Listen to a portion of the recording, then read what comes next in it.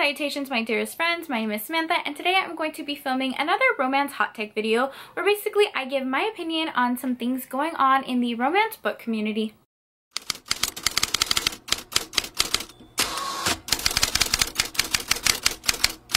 Hello, how are you? Welcome or welcome back to my channel. I'm excited to be filming today's video. I filmed something like this a month ago or so, and you guys really seem to like it. I talked about a bunch of stuff in that video. Reverse harems, illustrated covers, diversity in romance, just like so many things. This is a part 2 to that video. It's not like a romance news segment. I know a lot of amazing booktubers do that type of content, but I just don't.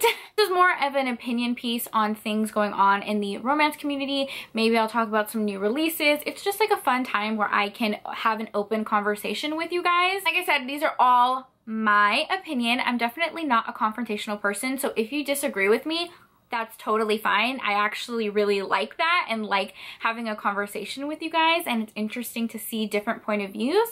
So this video is all in good fun, nothing really serious. I had some topics that I really wanted to talk about in this video, but I also asked on Instagram, what are your unpopular book opinions and some of your own romance hot takes? And you guys came in with some really good ones. I only picked like 2 or 3, so this video isn't super long. So the first unpopular book opinion that somebody sent me, I love. They said, romance heroines can be jerks in the relationship / book too. So freaking lutely, I don't think this is talked about enough, and a lot of the time, ooh, this might be really unpopular opinion.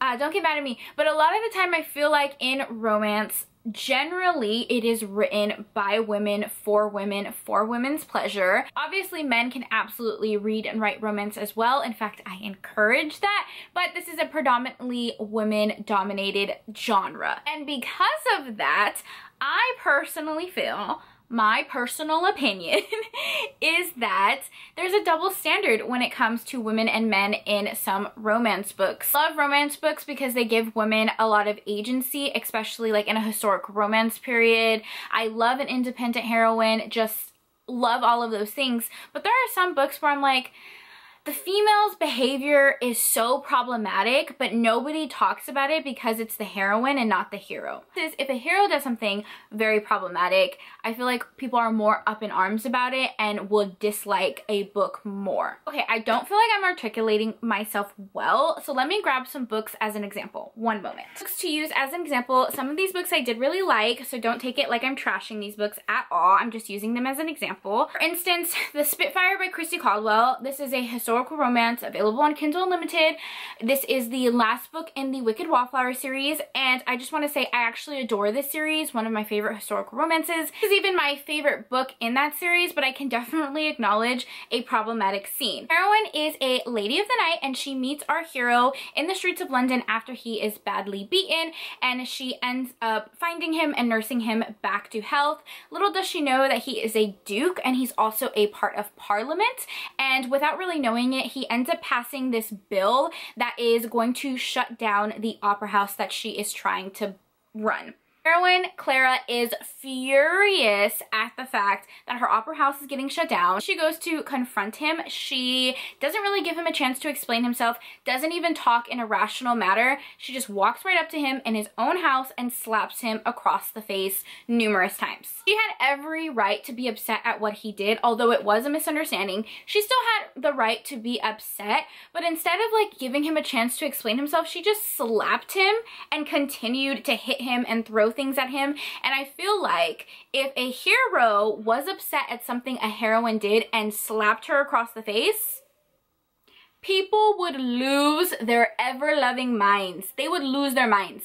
It would not be tolerated, it would not be okay, it would be considered abusive. I know that is such an unpopular opinion, and in romance, women get such a stereotype put against them and are so oppressed, and it's honestly awful, a lot of these stereotypes and just derogatory comments that romance readers get. So I never want to put down a heroine, but I also don't think like in any instance it's really right to physically assault someone when you're not defending yourself and it's really not warranted. So Although I loved this book and I still recommend it, like, oh, it's so hard because I did love this book, and the hero in this book is such a cinnamon roll. The book is Shanna by Kathleen E. Woodiwiss. The entire book, our heroine is gaslighting our hero, leading him on, talking to him in a very degrading manner. But this is like one of the most popular historical romances, and like all through the reviews people say how unlikable this heroine is, but they choose to overlook it, and like that's fine. Like, I'm not judging anyone. Like, I feel like I've talked about this forever, but another example is The Duke and I by Julia Quinn. Don't hate me.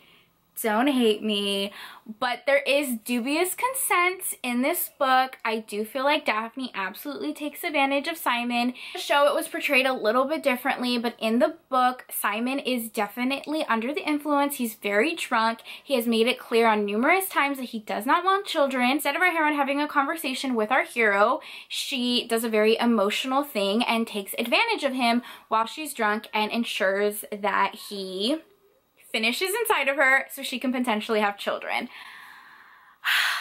I don't want to talk too much about this book because I love Bridgerton, and I love everything it's done for the romance community. I know it's so popular and I don't want people to hate on me, but I do think that the dubious consent is a bit problematic, and I feel like if the situation were reversed and our heroine was drunk and our hero took advantage of her, that people would be a lot more upset.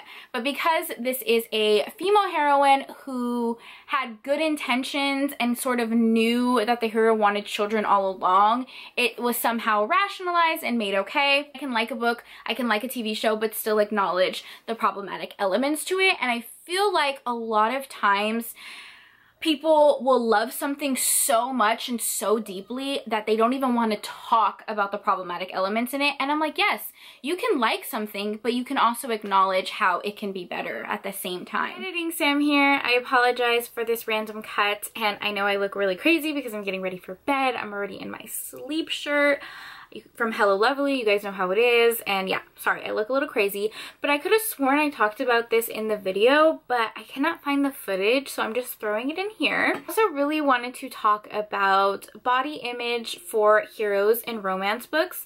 I feel like with recent releases, romance has been a lot better about promoting body positivities, plus size heroines, especially a plus size heroine on the cover. I definitely do think that it can be better, and most plus size heroines are usually on illustrated covers. Like, I would love seeing a plus size model on more romance books, but I've been a little bit better about celebrating different body shapes and celebrating curvy heroines. I can think of a few recommendations just like off the top of my head. You know what? I'm gonna film a recommendation video because I think that would be a great recommendation video. Total side note. But I would love to see a little bit more body positivity when it comes to our heroes. It's very rare that I can only think of maybe one book that has a plus size hero being promoted on the front of the cover. Maybe two. I know Jessica Kane has a couple with plus size heroes and they're like on the cover. I know there's one on Kindle Unlimited that's a historical romance, but there's not a lot that I can think of off the top of my head. I would just love that body positivity extended to our heroes as well. I definitely don't think every hero has to be 6 foot with 6-pack abs, tall, dark, and handsome. Like, it's a very stereotypical kind of gorgeous hero that we've all reused over and over in romance books.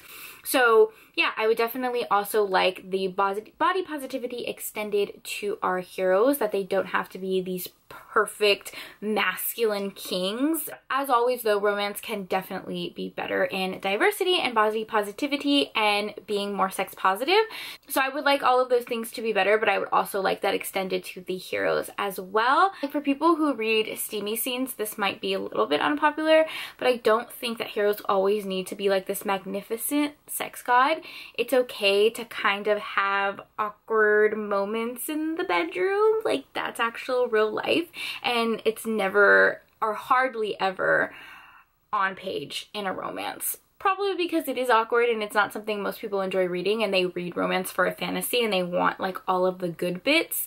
But like, I would just like to see those scenes more normalized, if that makes sense. That romance isn't real life. Like, I hate when people say like romance gives people high expectations and blah blah blah blah blah. It's like, no, romance does not give women high expectations for men. Men just need to be better, and there's nothing wrong with, you know, having a book boyfriend or enjoying a hero and expecting to find a love in real life that makes you happy and satisfied. Like, that excuse is ridiculous to me, but I do think we could definitely do better at normalizing some things in romance, like curvy heroes. That was just random little thing that I thought I added, but I didn't, so let me just go back to your regular schedule of programming right now. I agree with this unpopular book opinion.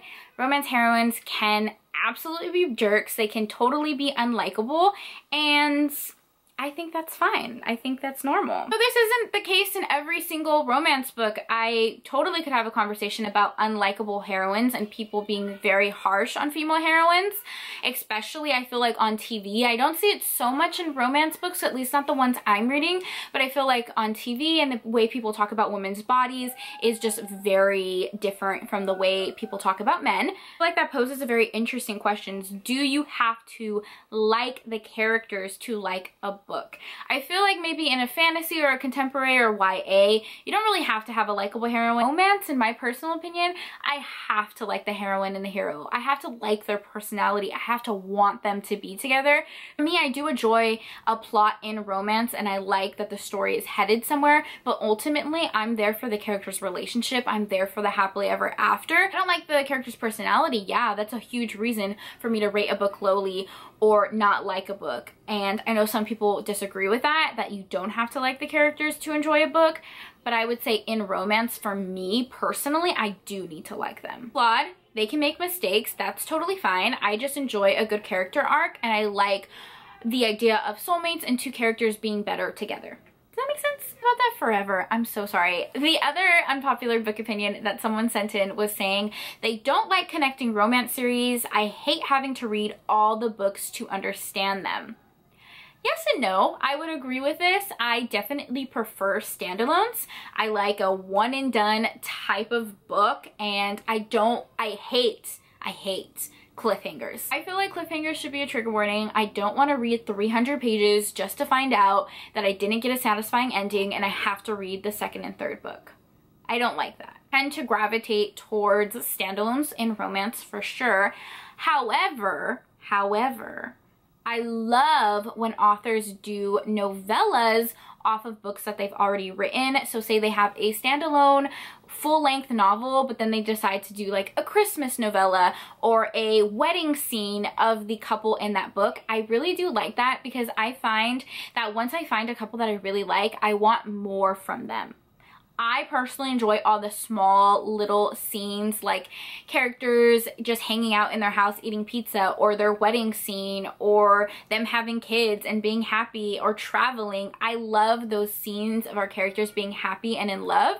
So I wish we got more epilogues or more short novellas featuring characters. I definitely argue both sides. Yes, I do like standalones, but I also enjoy staying with our characters for a longer period of time if I really enjoy them together. Does that make sense? I guess I don't really have an opinion on this one. I like both. I really do. Real quick, I talked about trigger warnings very briefly, how I feel like a cliffhanger should be a trigger warning.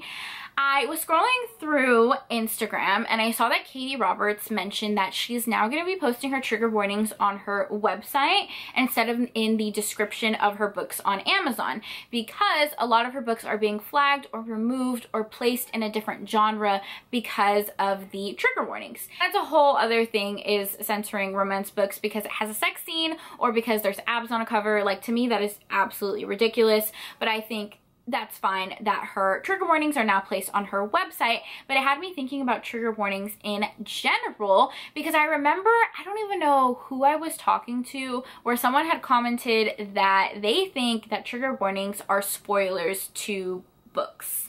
Trigger warnings are not spoilers to a book. If an author is relying on a trigger warning to be the plot twist of their book, then I just don't think that is smart writing. Ooh, that sounds so mean. I'm so sorry, but that's how I feel. I definitely feel like trigger warnings need to be properly addressed in the beginning of a book or in a description of a book. I think now a lot of authors, especially indie authors, are very good at putting an author's note in the beginning of the book. Here's the way I feel about trigger warnings. It doesn't matter if that specific trigger doesn't bother you, whether it's surprise pregnancy, cheating, sexual assault, drug addiction, whatever the trigger warning is. Does not matter if you personally don't feel like that bothers you and you don't think it's a big deal. That's not meant for you. Trigger warnings are meant for the people that are genuinely going to be triggered or hurt by the content in the book, and I think it makes a huge difference if you know about something going into the book. Like, I know this book has a surprise pregnancy, or I know this book unfortunately has a brief mention of sexual assault, or a heroine has to go through something really tough. I'm prepared, I'm ready, I can go into the book with a different outlook, blindsided, if that makes sense. And for people who have those trigger warnings and they're just going along reading a book and enjoying it, and they're blindsided by something that's hurtful to them, it really hinders their enjoyment. And I think it actually helps the author, because if I see something with a trope or a trigger warning that I personally know I'm not okay with, I'm not going to read that book. I'm just going to move on. Versus me reading that book, not knowing there's a trigger warning and giving it a very bad rating. If that makes sense. I do feel really strongly about trigger warnings. To me, I can essentially read a lot. Like, not a lot bothers me in romance books. Every once in a while I'll find something that I'm like, that didn't make me comfortable, or ooh, I had a problem with that scene, but I'm not like deeply hurt by the things that are happening in the books. But I know some people are, and we have to be gracious to that, and we have to just keep that in mind. And if you're someone who doesn't need trigger warnings, then that's great. Move on. Enjoy the book. But I definitely think they're important, for sure. I don't think Amazon should be censoring that type of stuff. It's actually kind of ridiculous. I want to make it clear that I don't think there's anything wrong with Katie Roberts putting it on her website versus on Amazon. I find nothing wrong with that, but it kind of like made me think of this conversation. I had a lot more topics that I wanted to talk about in this video, but I feel like this is getting really long. So if you guys enjoy this type of content, I would love to do a part 3. Please let me know in the comments down below what you would like me to talk about. New releases, romance hot takes, whatever you guys want to talk about. This is kind of just like a chatty video diary type of video. Yeah, I hope you guys enjoyed it nonetheless. Thank you so much for taking time out of your day to spend time with me. I hope you guys are staying happy and healthy, and I'll see you next time. Bye!